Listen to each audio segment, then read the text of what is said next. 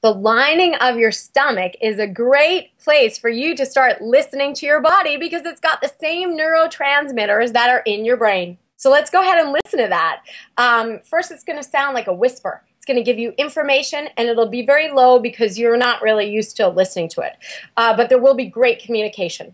So a great communication is food sensitivity, allergy kind of stuff. If you feel itchy after you eat something, or your eyes are rubby, or something's not right, that's a clue for you. That food might not be so great in that body of yours. The second thing is listen to how much your body needs. Here's my fist. Your stomach is the same size as your fist. Before you eat, I want you to imagine that empty is a 0 on the scale of 1 to 10. And 10 is Thanksgiving full. You're going to listen to that little stomach of yours and eat to around a 5.